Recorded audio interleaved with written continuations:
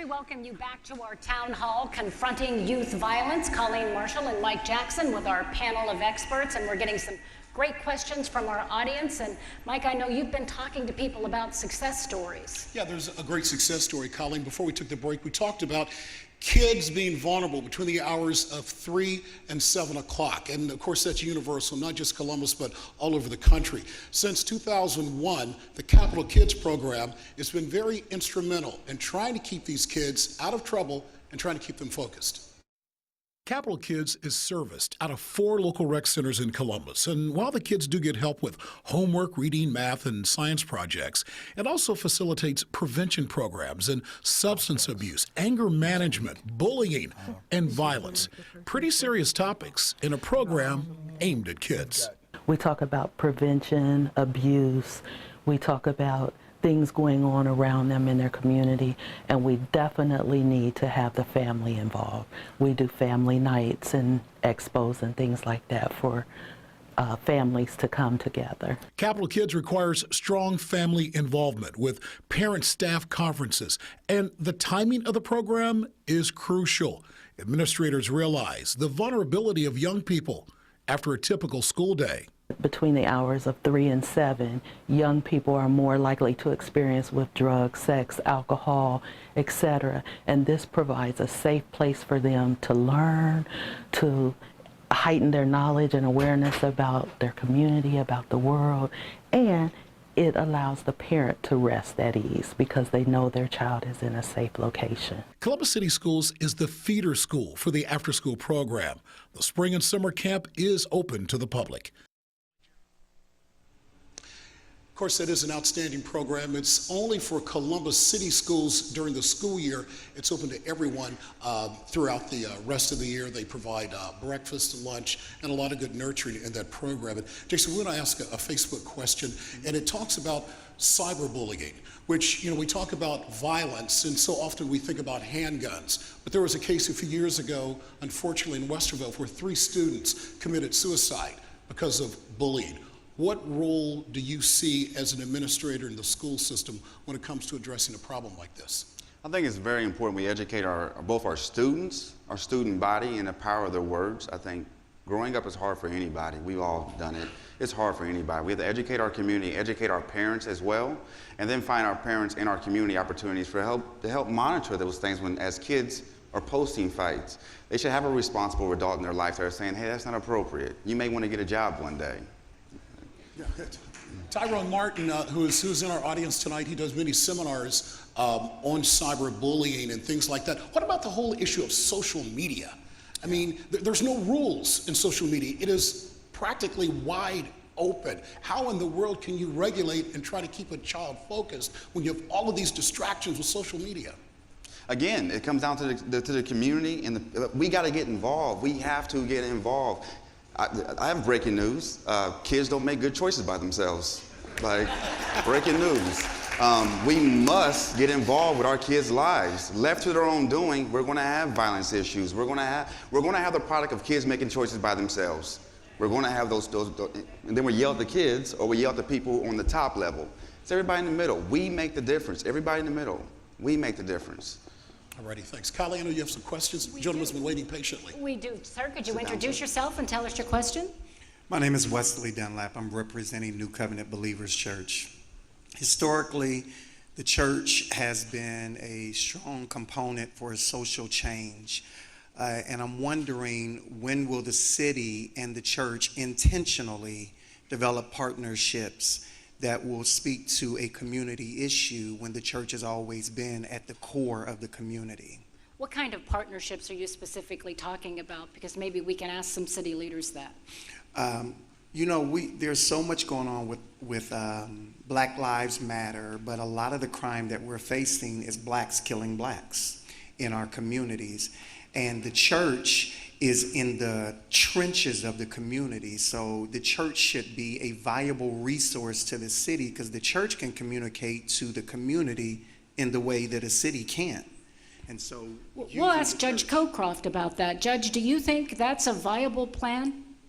I think any plan that tries to bring coalitions of people together is viable. I agree with Minister Dunlap that there should be collaboration between the churches and community leaders. I know that Pastor Fred Lamar does a March for the Movement every first Sunday that attempts to address violence in our communities. There are other churches that have resources and programming that attempt to address these issues. I think what's most important is that we not concern ourselves with who makes the reach.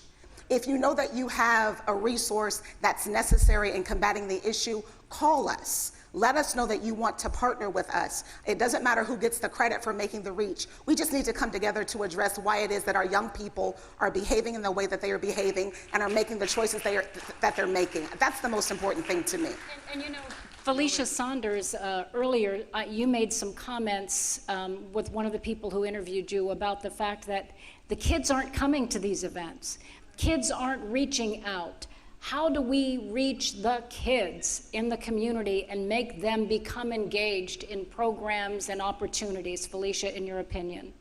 Well, when we had the ceasefire Columbus many years ago, because we were getting shootings left and right, when we had that day of all of us coming together with music, entertainment, the mothers and fathers that had been victims of crime, that next day, it was peace.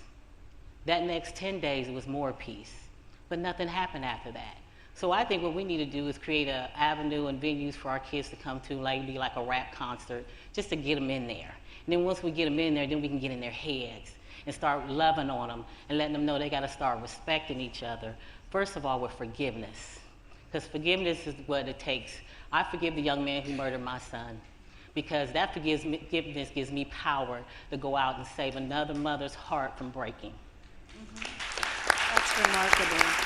Hi, what's your name? My name is Drew Bagley. And what's your question? My question is surrounding safe zones.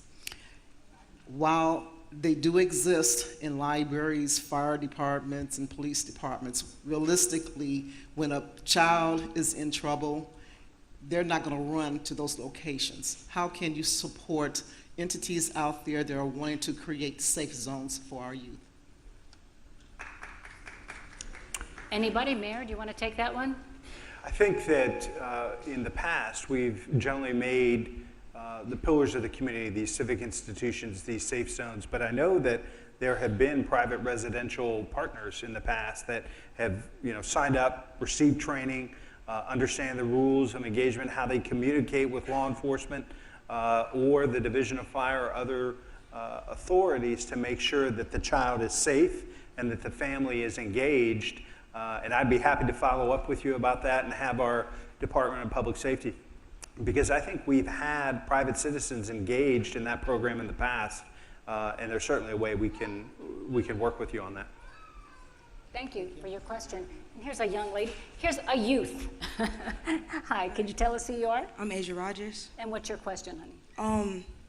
Being a teen and being in school, seeing things on the news like Corey Gaines and Starling being killed overseas, does law enforcement actually take the time to study our culture? Because the excuse they run to is, I felt threatened. How do you feel threatened when you're trained with weapons? We're not trained. So I just want to understand, and when is change to Columbus City schools happening? Because my freshman year, I am now a senior. Mayor Kamenikaz, how do you expect our students to focus, no air conditioning? We don't have functioning tools to be successful. So, and how do you expect our mindsets to change when we've been told that we are going to have help? The help has not came yet. Kids seeing violence all the time. What do you expect? You're yelling at them, sending them to the office, giving them the same discipline, give them love. Why hasn't there been that there? Because love changes the effect. So when is change? That's my question. And let's throw this out to all of our panel members. Here's a young woman who says it's time. She's hungry for change, and what can we tell her to give her some hope? Here's what I would say to you. You create the change that you want to see. You start the change. When I talk to my defendants who talk about all of the things that they do not have in order to be successful, I tell them about my parents. My father was born in the segregated South in 1935. He did not finish high school. My mother is not a college graduate. They did not allow those circumstances to define who they would become, what they could accomplish, and they instilled that stick-to-itiveness, that work ethic into me. There is no way that I should be sitting here as a judge in Franklin County. There is nothing about my history that would suggest that I should be working in this capacity. But I made a decision that I was not going to allow anyone to define who I could become, what it is that I could achieve. And so if you decide that you want to be the next person sitting here on this panel, irrespective of the circumstances through which you have to push, that is exactly what you can do. I understand your frustration. The circumstances are not ideal. People have clamored for change. People have promised change. It's not come. And so when you see something that you can change in your immediate environment, your responsibility is to create that change in your immediate environment, and then that change begins to grow and it begins to blossom. I don't look for people to create opportunities for me. I create my own opportunities because I'm deserving of that success and that opportunity. And so that's what I would encourage you to do as well. And as an educator, do you have time in the classroom to try to instill that along with the education process that you have in place? Yes, we do. We do that. The biggest thing we have to do in schools, and we do in our school, is teach the power of voting. You do not want a government that's enforcing things on you. You don't want that. I know people think they do, but you don't want that. You don't want the mayor to jump in and tell you what you can do.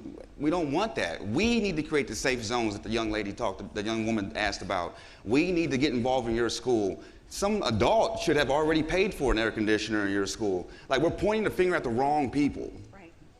Like, we have to get involved. And if you don't like the results, then vote the people out. Vote them out. We're voting on about a 40%, 30% rate. We're not voting, so we don't even have a voice.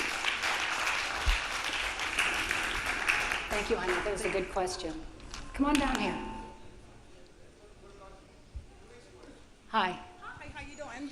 My name is Monda Irvin, and I do. Stand down here, Monda, a little bit so we can get you in the light. Sure. I just have one question. I want to know what innovative, creative program that's youth-driven that have been implemented for the inner city youth that would and could decrease violence. An innovative program? Yes. I would Do say we have any type of program that's youth-driven, that's on a weekly, consistent basis? I'd say one of the programs that I would talk about is the APPS program that is administered through the Recreation and Parks Department at the city. And so what this is young adults engaging with teenagers and hopefully even reaching them at the middle school age. Because our hope is the best way to prevent violence is to invest in young people at earlier ages as opposed to trying to fix problems at the high school or in adulthood. So the APPS program has been very, very successful in working with young people who are at risk in our community. Back to the point that the statistic I mentioned earlier to Mike, that in this county, over 20,000 kids between the ages of 16 and 24, 20,000 young people are not currently enrolled or working. That's a problem for our community and for our region, and we need to get them enrolled and we need to get them employed, and we need to provide pathways for them to support themselves in whatever career path they choose. And that's why we created the first ever class this year in the Restoration Academy that focuses specifically on 18 to 24-year-olds. So these are young adults who may have made a mistake, who have paid their debt to society, that have enrolled in a program so they can get meaningful employment at the end of that 6-month Restoration Academy program. In the past, that had been for adults across the board. This is the first class where we focused on 18 to 24-year-olds to provide a brighter future for them. Okay, I have another question. Can I ask another question? Real quick, yeah. Okay, I guess my next question is, is there any program that's implemented for between the ages of 16 to 25? Since we know that that's where the bracket is that we see high crime areas and violence, and far as juvenile kids also enter into the system. So ages 16 To to 25. to 25. So Adult is not mature. The brain is not mature until usually turn 25. well, both of those programs target those age groups. Okay. And then older citizens would be eligible for a whole variety of workforce development programs through the Workforce Investment Corporation, as well as all of the community partnerships we have with settlement houses throughout our city that are virtually in every neighborhood. And you know what, Mayor, I'm going to interrupt you because we have someone here very quickly who can tell us about the REACH program, and she might answer your question. Yes, the REACH program is a program offering through Impact Community Action. It's targeted for 16 to 24-year-olds who are not enrolled in Columbus Public Schools secondary education or employed. I do have flyers and information for you, and I'd love to share it with you today. Thank you. See? We asked and you got an answer. Thank you so much. Thank you both. Mike? And you know, as just almost a follow-up to that young lady's comment about programs, over the last month or so, Kali, we found there are a lot of organizations throughout Central Ohio who are doing just that. In fact, one is called Afrocentric Personal Development Shop. And the difference between this program and other programs is they not only address the issues of youth violence, but also adults as well. Take a look at this program. Jerry Saunders has seen it all growing up in Columbus, so now as the CEO of an organization that's making a difference, he also knows it's a challenge addressing youth violence. But just like raising his own son, Saunders believes communication is a key. I believe that that's a big help for him as it deals with violence, because usually violence comes about because of a misunderstanding or someone is not getting their way, when I'm talking about interpersonal violence now. Saunders says maintaining the funding of successful local programs should be a goal. After all, if it's working and meeting the community needs, why not? And finally, spreading the word. Most of us are so busy providing services to the customers that we're serving, right? So we don't get a chance to communicate with the other organizations and talk about providing some additional services for the youth. Afrocentric personal development begins with developing and building responsibility, fairness, caring, and citizenship, all strong pillars to combat youth violence. We are talking now to Felicia Saunders, and Felicia has the heartbreak story of our night because you represent the mom, and so many of us mothers can relate to what you went through with your son in 2009. He was 20 years old, and as you listen to these young people who still have anger, you know, how are you relating to people like whoever it was who murdered your son? Well, my son was 22, but the alleged suspect, he was 19. So they still, to me, were babies. How I relate to it is, well, I have some question on the young man who killed my son, because he had 6 gun charges prior to killing my son. And that part, I still don't quite understand why he was on the streets of Columbus to kill my son.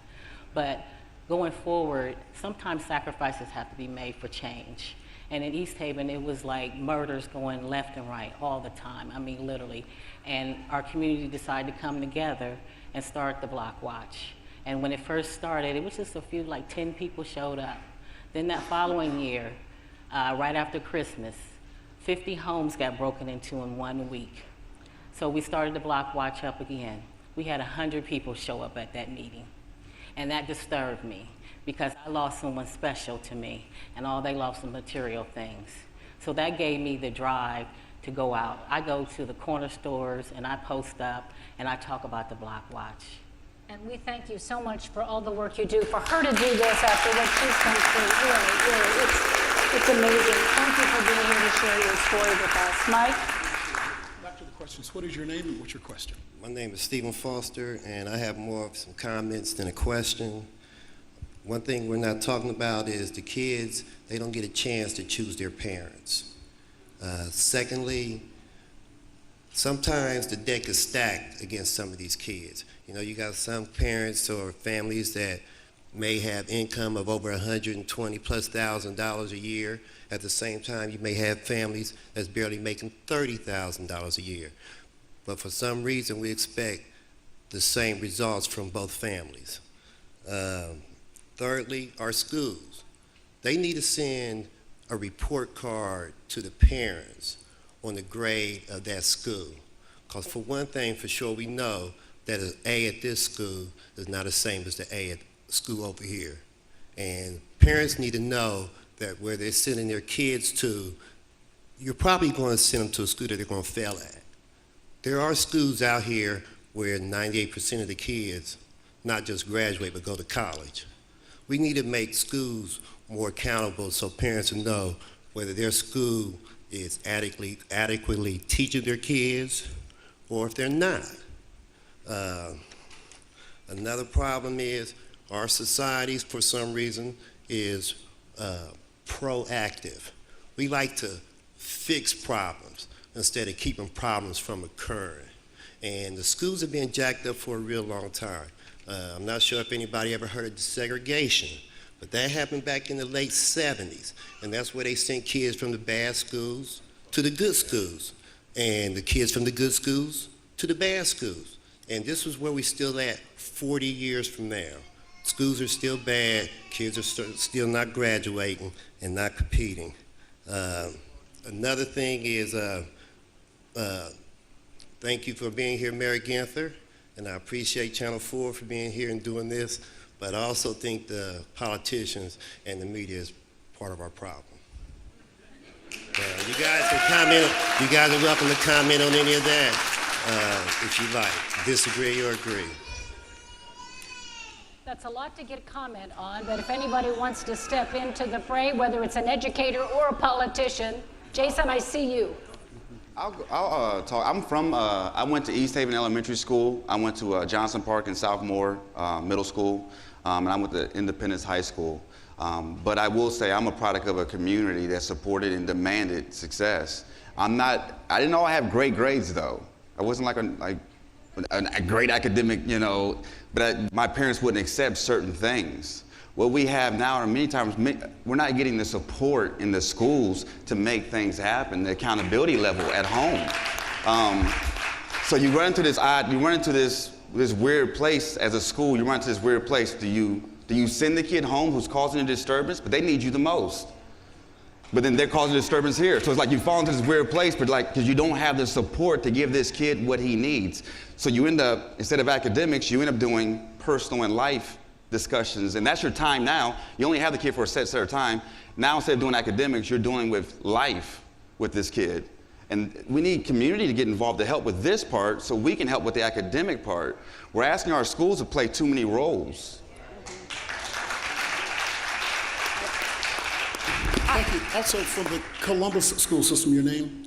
Keisha Hunley Jenkins. And Keisha, would you like to try to fill this in terms of equality, you know, schools being the same? In other words, doesn't matter what type of economic background the child makes, as long as he or she has the same opportunity as the child who's coming from a six-figure home.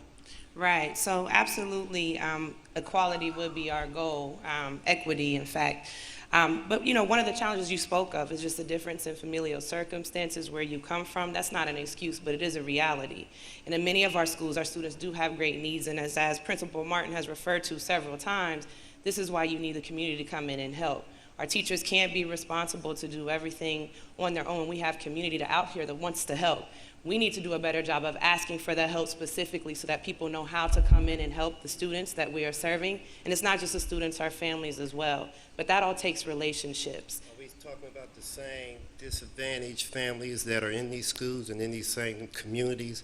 Because we also know that the families that are financially disadvantaged, the problems are greater than the families that are financially advantaged. So I think it goes back to what Judge Crocroft was saying earlier, and also Principal Martin. It's acceptance in a student, in a belief gap that the student and the family, that's what we need to address. All of our students are capable. Every last single one, whatever they want to be, they can do that.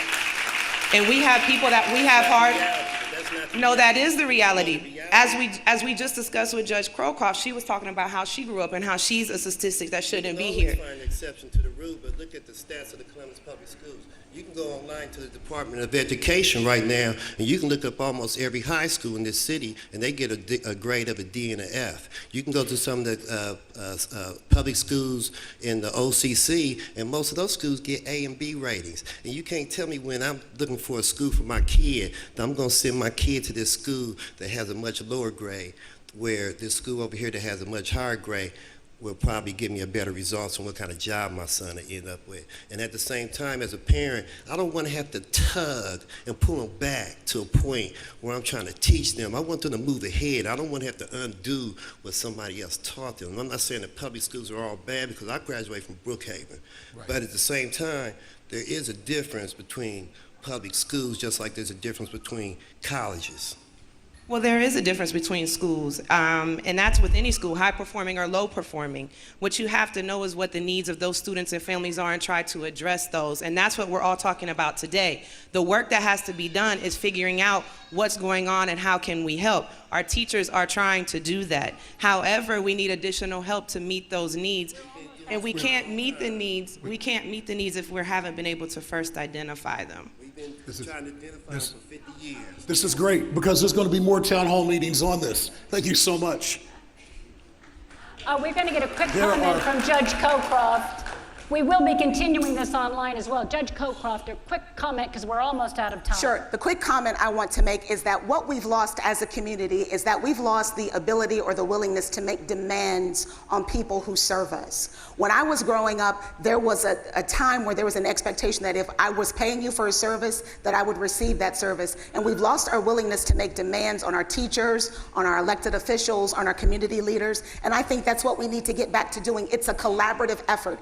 In Kwanzaa, there's a concept of ujima, collective work and responsibility, and we have lost the desire to do the collective work and the responsibility. It's not just us here on the panel, it's not just the folks on the front row, it's each of us working together to identify the problem and to address those gaps that we know exist. 30 seconds, sum it up.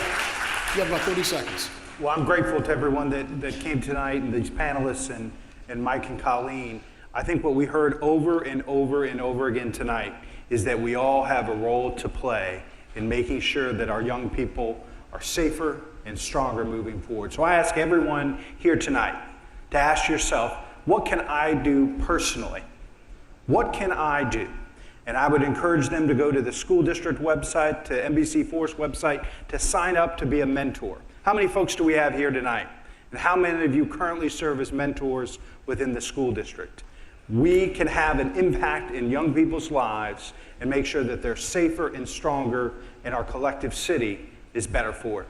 Alrighty, thanks, Mayor. Thank you very much. Thanks to all of our panelists. This discussion will continue online, and you can see a rebroadcast of this at NBC4i.com. We'd like to thank everyone who's participated tonight. Also, our broadcast partners at Power 107.5 and the Boom 106.3 as well. And we thank you for being with us, and we want to remind you NBC4 is committed to continuing the conversation.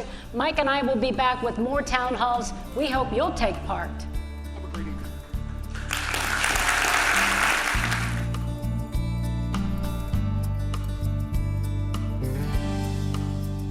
Here's what